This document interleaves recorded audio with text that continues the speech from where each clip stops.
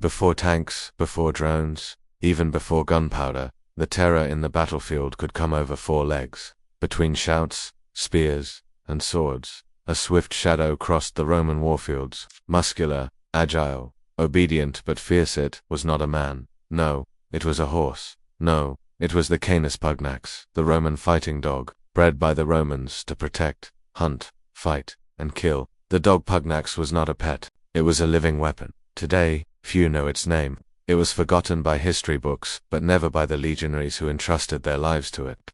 To understand this lethal creature, we must travel back in time to the mountains of Greece, to the monster breeders of the ancient world.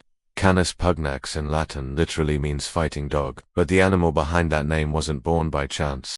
It was shaped by centuries of war, hunting, and siege. Its origin dates back to the Greek Molossians, an ancient breed of giant dogs used to protect herds and properties in the mountainous regions of Epirus, a territory that today belongs to Albania and northwestern Greece. Philosophers like Aristotle and poets like Virgil spoke of these dogs as true tamed beasts, loyal to their master but capable of destroying a lion's throat if needed. The Romans, always attentive to the virtues of other peoples, saw in the Molossians a diamond in the rough. They began importing them and crossing them with local breeds and barbarian war dogs faster, more aggressive, and less predictable. The goal? To create the perfect combat dog.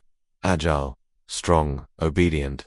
Thus was born the Canis Pugnax, an animal about 60 centimeters tall and weighing between 40 and 50 kilograms, with dark fur for stealth at night, a deep guttural bark, and a natural instinct for territorial protection. A true canine gladiator from the 2nd century BC.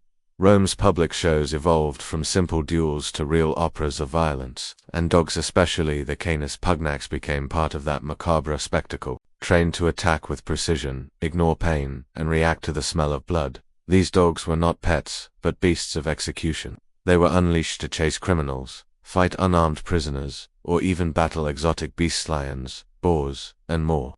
Kept in fasting for days, their behavior became even more aggressive. When released into the arena, brutality exploded. It was the climax of the show. Some dogs became so famous that they received names and popular ovations like four-legged gladiators. But the Canis Pugnax's true vocation had yet to be revealed.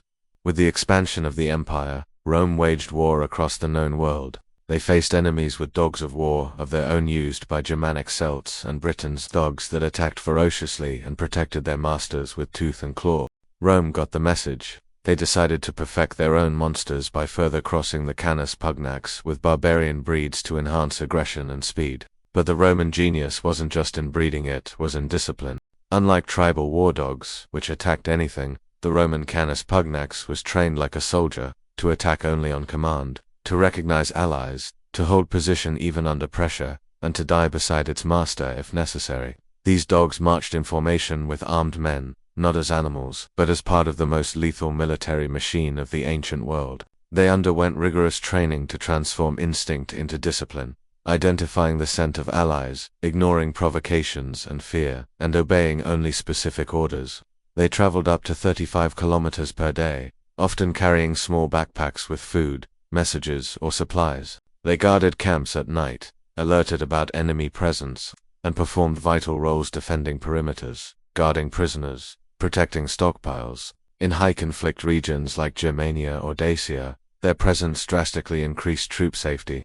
They were not just animals, they were part of the legion. They lived, marched, and died with the soldiers, not just out of instinct, but out of loyalty forged in every battle. Though official chronicles rarely mentioned them, between the lines of history, their legacy endures. In the Battle of Vercellae in 101 BC, Cimbri war dogs reportedly fought to the end even after their masters died. Their resistance outlasted that of many human soldiers.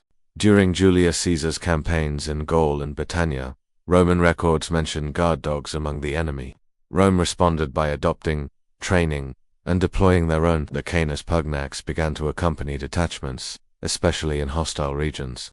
There are even visual depictions of them, such as on the column of Marcus Aurelius, showing dogs next to lead. Their role tracking, protecting, attacking was tactical, not symbolic. They weren't mass destruction weapons like catapults, they were precision tools, useful in fear, darkness, or ambushes where human senses faltered. The dog prevailed. Despite their strength and value, the Canis Pugnax never received the same recognition as war horses or engineers. No detailed chronicles, no dedicated military treatises, but the soldiers knew. Many legionnaires treated their dogs better than slaves, feeding them, healing them, even burying them with honor. Some veterans even returned home with their Canis Pugnax at their side. Over time, the Roman Empire changed, as did warfare. The original line faded, crossed with other breeds, or disappeared, but the traces remained in the Neapolitan Mastiff, the cane Corso, modern breeds that carry fragments of that disciplined, ferocious Roman warrior. So now that you know the story of this extraordinary creature, don't you think the Canis Pugnax deserves a place of honor among the heroes of Rome? If you enjoyed this video, leave a like, subscribe to the channel, and share it with someone who loves the ancient world as much as you do.